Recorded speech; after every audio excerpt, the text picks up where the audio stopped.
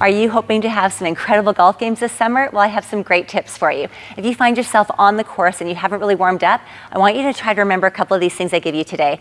I'm Denise Beatty. I'm an exercise physiologist and the owner of the Fitness Fix. First of all, we want to have really mobile ankles so that your knees and your hips don't get too tight, especially as you're bending down. So have one foot down, your toes are just pressing into the ground. Really big circles where you can try to contract all those muscles around the feet and the ankles, and then try to the other direction as well. You're trying to really hit all directions that you can.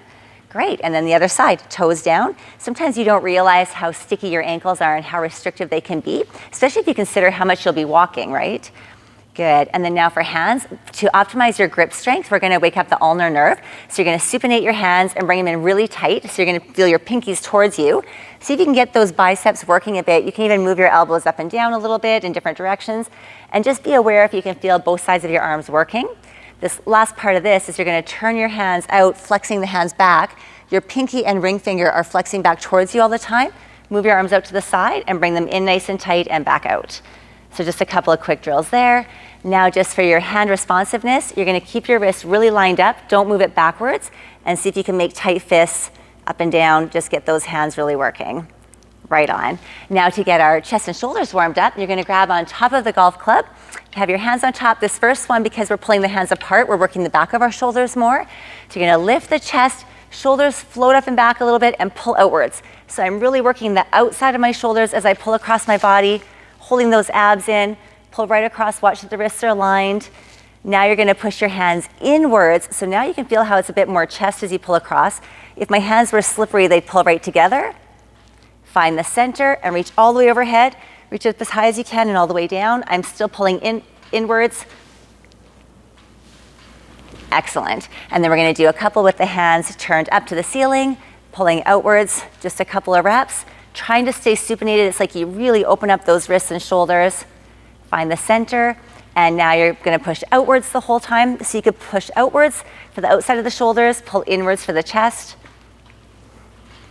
Good, find that center, and reaching all the way up and down.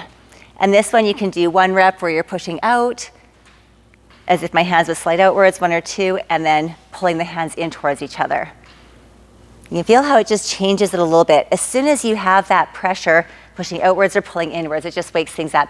Now we're gonna make sure your back's really working, because if your back's not really stable, it's amazing how much we don't work our hip flexors, we can't get into the hips as much. So you're gonna bring the bar up or the golf club up behind you, just however it feels comfortable. You don't even have to do this part if it feels too uncomfortable for you. Arch the back, hike up the right hip and over to the right side. A few breaths here. And then back to the center, hike up the left hip and over. Good, and then now what we're gonna do is keep the chest and shoulders back. If this doesn't feel great, cross your arms across your chest. Get down into a squat, and you're gonna turn like you're spinning around a post and squat down really deep, squeeze the glutes and press back up and squat down deep again. Staying rotated, but I'm still centered. Back to the center, turn the other way, and we're down, and press back up, and one more. And back to the center. Excellent. One more for our hips, just to really secure them.